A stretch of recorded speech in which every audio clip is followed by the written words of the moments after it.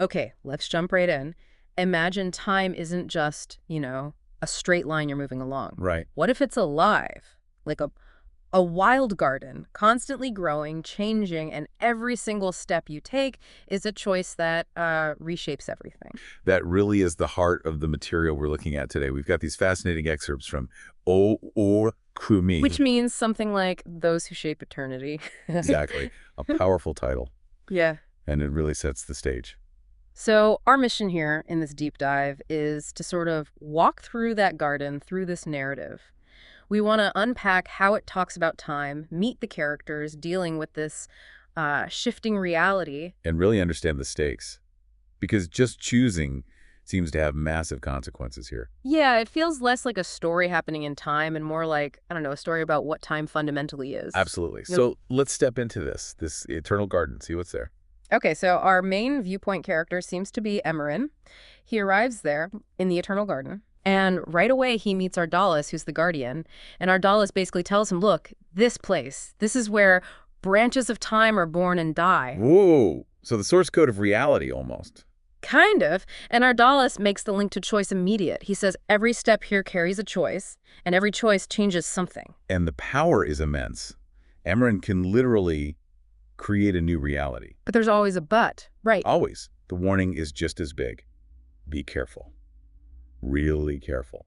Because of unforeseen consequences. So right off the bat, you get that this garden isn't just a background. It's like interacting with you. It responds. Yeah, it raises the stakes sky high. What happens when your personal decisions ripple out cosmically? It's a huge concept. And as Emran moves through this living place, he starts running into things that really blur the lines, like the ocean of shadows. Which isn't even a person, right? It's described as a voice. Exactly, Okay. a voice. And it says, I am what remains after every choice, what you leave behind. Okay, the consequences again. The unchosen path. But then it asks this really unsettling question, but is it truly behind? Or can it still follow you? Ooh, I like that. That challenges everything, doesn't it? Mhm. The idea that the past is just done. Maybe it isn't. Maybe it lingers actively. And that idea gets reinforced. He sees this figure holding a branch of black, rusty plates on it. Okay. And the figure says the branch is choice itself. It points to the future, sure, but it has this root, like grabbing the past. Wow. Literally connected. Yeah. And it asks Emran, where will you leave your mark? It's not just about moving forward. It's saying you can't escape the connection to what came before, what you didn't choose. So the narrative is constantly tying the act of choosing to the weight or maybe the companion of what was left. The past isn't just a memory. It's like an active force. Which leads us to balance. This What? character, Lena, brings it up. Lena, right. She says time has a light side and a dark side. Pretty standard, maybe, but here changing one directly impacts the other. Something else will change. Ah, so that's cause and effect, but maybe more immediate, more fundamental. Yeah. And she tells Emran that the shadow, maybe the past, maybe the consequence, it doesn't just vanish, it becomes a companion until you learn to live with it. That's crucial. It's not about defeating the shadow, but integrating it, accepting the duality. And apparently Emran does accept his path after this, because the text says the darkness recedes. So acceptance seems key. Acceptance, not resistance. That seems vital to navigating this reality. And this whole journey inward gets literal. Mhm. Ardalis tells Emran to go down into the garden's roots. Into the roots, okay. Yeah, he says these roots are the core of Emran's life. His fears, memories, secrets, all down there. A psychological dive then. Totally. But with a warning. What you see may not be what you want to see. So the external landscape of time mirrors the internal landscape of the self. To shape eternity, you got to face your own foundations, even the messy parts. And the difficulty, the sheer weight of shaping eternity gets very real when Aliana shows up. She's connected to this red glowing branch. Clearly important. Choice point. Definitely. And she gives Emran this awful dilemma about it. Okay, what is it? He can try to restore the branch, but that might unleash new conflicts, unintended consequences again, or let it burn, destroys its potential. But doing that, paradoxically, makes the whole garden unstable. Oof, that's rough. Immediate chaos versus long-term, potentially worse, instability. No easy answer. None at all. And as he gets closer to the garden center, the place itself seems to test him. Voices appear, questioning his resolve. Like the garden is sentient, almost. Yeah. checking if he's really up for this, Yeah, like it's asking, are you sure you want this power? which leads him eventually to the Tower of Time. Right. Aliana calls it a node of time, where all possible branches meet. Every visitor leaves a trace. The ultimate crossroads. And here's the big moment. Emerin has to choose a new branch. And Aliana really emphasizes is it doesn't just change that branch, it changes the entire garden. So one decision echoes through all connected realities within this system. Monumental. And the cost of this power keeps getting hammered home. The roots speak again, but now it's like thousands of beings. They ask if he's a creator, and then they just state it flat out. Balance requires sacrifice. Not a suggestion, a law of this Well, place. exactly. His first sacrifice is part of his strength, his power. Okay, that seems manageable, maybe? But then comes the waters test, and that's not enough. The water says he needs to give what's most valuable. Uh-oh. What is it? His life. Not his life, it's his connection to time, his ability to hear the branches, to feel their energy, his very perception of this reality. Wow, okay, that's deep. That's personal. He gives up his unique sense. He does. He accepts it, makes this huge sacrifice. And this seems to be a turning point. The sacrifice isn't about gaining power, maybe. It's about giving up part of himself in relation to time. Seems like it, because after this, Aliana calls him a sustainer. His presence is now eternal. He created a basis for new worlds. A sustainer, not a shaper anymore. Interesting shift. Yeah, and chapter 19 is called The New Dawn. The sky changes, there's a golden glow. Emerin feels weak but calm. The garden is heading towards harmony. So his role changes. He's not actively forcing choices anymore. Right. His new job is to help others, those afraid, doubting, lost. His presence keeps the garden from being dark. And the text stresses the garden itself is alive. A living organism. Pain, joy, needs care. It's an echo of all creators. Like a collective consciousness built from choices. The sustainer tends to this vast being. But it's not over. He still has to deal with the consequences, the forgotten parts. He goes back to roots left without light. The ones left behind earlier. Seems so. They're angry. Can they be saved? That's the question. And ascending there reveals what? This huge network, like stars, but full of dark, chaotic spots. Aliana explains harmony isn't a final state. It's a way of thinking, constant adaptation.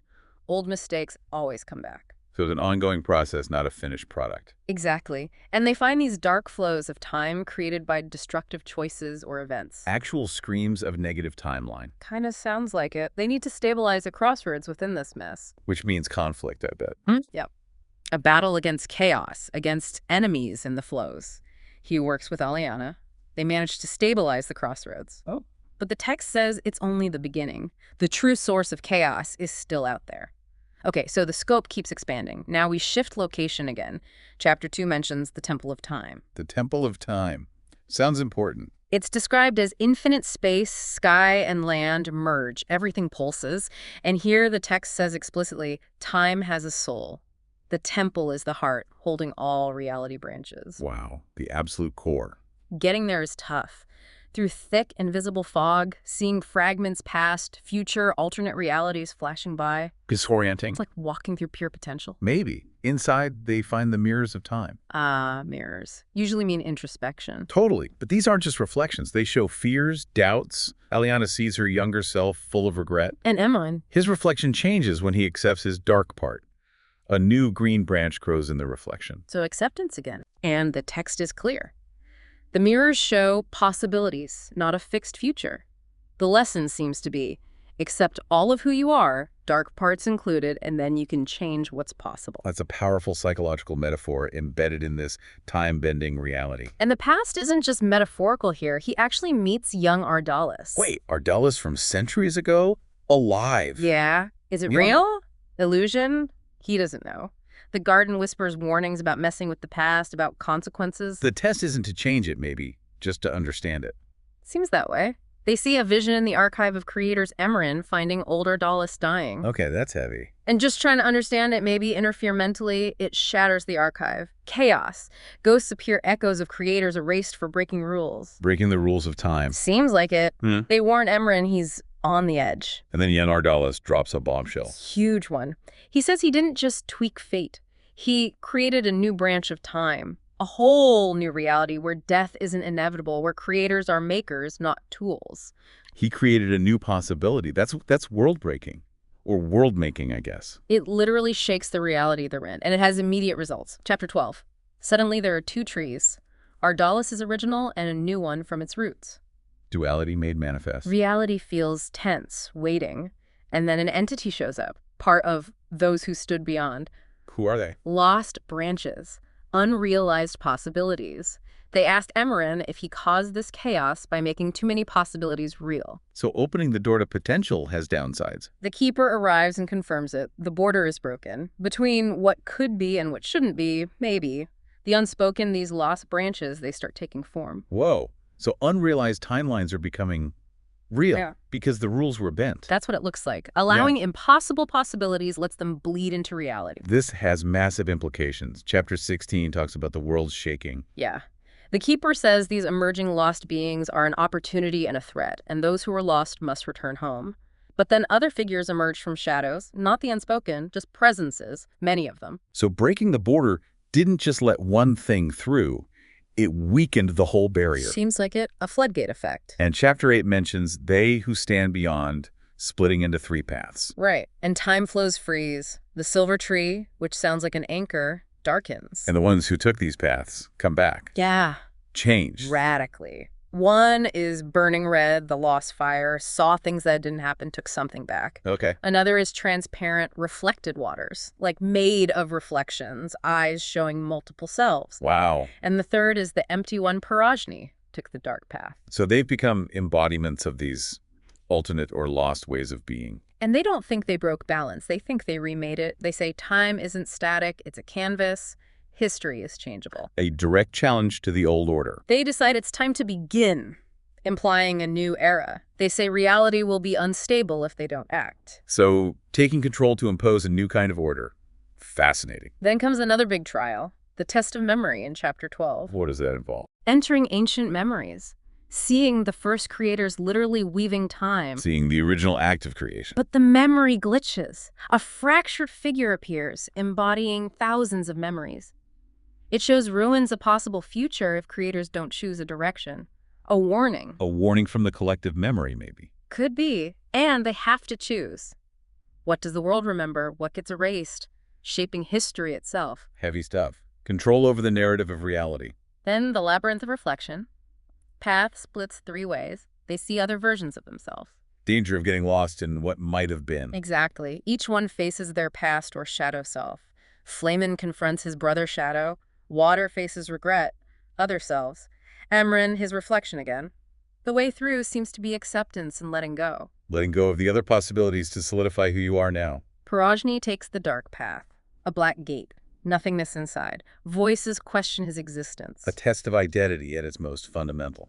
A key of unity shows him worlds where he didn't exist, or where he was the only keeper. He holds firm. His choice is irreversible. He affirms his chosen path. 3 doors appear, different futures. But the garden's heart is still empty, and a voice from oblivion is returning. So progress, but also lingering voids and threats. It never just gets simple, does it? Never. Chapter 2 again. Reality trembles. These returned beings stand with the creators. Who rules now? The rift is now an archway full of possibilities. And Emerin steps into a reflection. And finds another eternity, a whole different reality. Defies the known laws. Strange alien creators are there. Not just branches, but entirely different types of eternity. Seems like it. He travels to where these eternities weave together. Space breaks apart like a time mosaic, and sacrifice is needed again. Give up part of what is to make room for the new. The text mentions deep loss. Creation always costs something here. Chapter 7 calls it the edge of the possible, point of no return, a tunnel to another eternity. Loss is the price of choice, especially radical choice. And the source of instability. It's an entity, light and shadow, the embodiment of an unfinished choice. They have to help it find form or it'll destroy everything. Like potential energy that needs to become kinetic, but in terms of reality itself. Yeah. They face a choice of form for it. Pure light means stability, but stagnation. Okay. Darkness means absorbing possibilities, losing variety. Also not ideal. Or something in between. Changeable, adaptable. They choose that third option, a living, shifting form.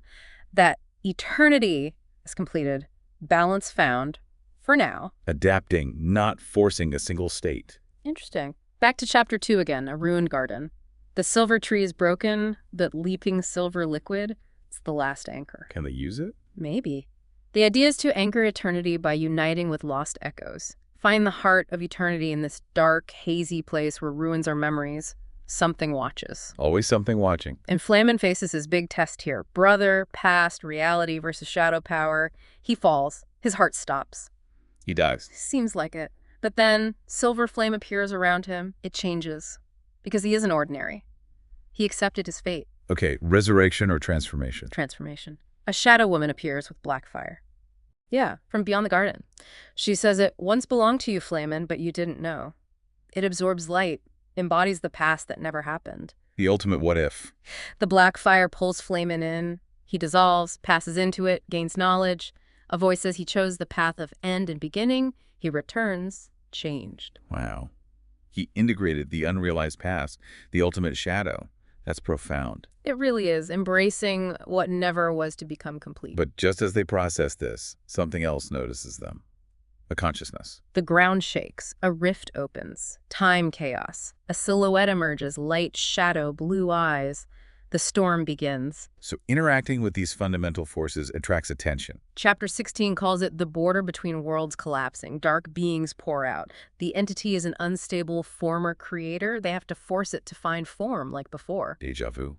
Stabilize the chaotic potential. Chapter 18. The figure takes form. Space stabilizes. It speaks, I remember. Remembers what? Everything. And it reveals the secret of the Eternal Garden. Okay, what is it? It was a mistake. An experiment that got out of control. Fighting for it means fighting for instability. Whoa. The foundation's flawed. Or just unintentional. Sounds like it. Gates appear. Dark, light, a mysterious third.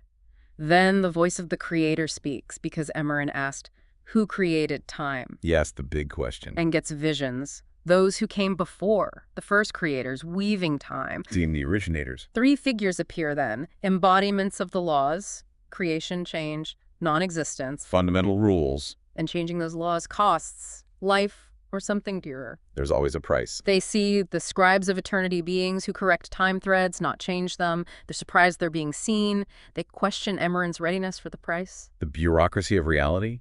Or maybe the maintainers? Could be. On a bridge over time rivers, Emerin meets a woman. She rewrote time before him. Yeah. The vision shows she is the price that was paid. Existence itself, maybe. Oh, man. The cost is becoming someone else's consequence. Or becoming the consequence itself. But Emerin's goal is even bigger. Not just change a flow, create a whole new stream of time. Erase the old rule. That's incredibly ambitious. Hubristic, maybe? Maybe. It leads to the synthesis of time. He throws a scroll, old and new, combined into light. The rift closes. The scribes watch. He didn't destroy, he reforged, integrated everything. So, not erasure, but transformation. Building on what was there. Chapter 5 leads them to a tower with no end. Walls flickering with possibilities, creation, destruction. A visual representation of all potential. Seems like it. At the top, infinite space, light, shadow, a void entity, an echo of who Porosny could have been. Wow. The path's not taken, made manifest again. The voice from the intersection is back, but now it's curious, not challenging. As Emerin acts, reality sharpens. He draws the sky, stars, Flaмен's fire becomes part of matter itself. Porosny is gone, fully become who he chose. They're actively creating or solidifying a reality now. And from the shadows, new beings emerge. Not enemies, not friends, new creators. Able to change eternity, they just want to live and choose. The next generation of reality shapers. Maybe. And Emerin's final test there. Control them. Or let them exist by their own rules. The shadows wait for his choice. The ultimate question of a creator. Control or freedom for the creation. Chapter 11 implies he chooses freedom, allows them agency. He learned the lesson of letting go, maybe? Seems so. The journey leads back to the gates, to the source. Silver shadow, stone. Guards of time are there, won't just tell them the way. Go to earn it. Silver gate path means instability, losing yourself. Stone gate is heavy, ancient, resisted. Shadow gate path isn't described. Interesting omission. Emin chooses. The text implies stone gate, based on the end. He reaches the source, makes one last sacrifice. Implied by everything he's learned. And then he becomes part of the tree. Maybe the source itself. He sees everything. Doesn't need answers anymore. Achieved understanding through integration, not questioning. Chapter 19 is the end of his active journey. He's sleeping in the Eternal Garden. The garden sings a lullaby. And somewhere else, a new day begins without him needing to intervene. The eternal garden, it grows on its own. That's quite an ending. Yeah. From active shaper to sustainer to part of the fabric, allowing independent growth. Yeah, what a journey. Choice, consequence, sacrifice, balance, confronting the past, the shadows, other creators, the rules of time itself. An ending not with absolute control, but with release, Hmm. integration, Wow. letting the creation find its own way. It makes you rethink everything about time, choice, creation, the whole package. Definitely. That ending. Hmm. The garden growing by itself, Yeah. a new day dawning elsewhere without his hand guiding it. That really sticks with you. It leaves you wondering, doesn't it? It really does. It poses this provocative question, I think, for us too. Does true creation, whether it's, a world like this or a project or even just building a life, does it ultimately need the creator to step back? To trust the thing they helped build to flourish on its own? Was the balance Emmerich found finally the ability to let go? What does it mean when something you poured yourself into, like the garden, or maybe something, closer to home for you listening? What does it mean when it can finally grow on its own terms?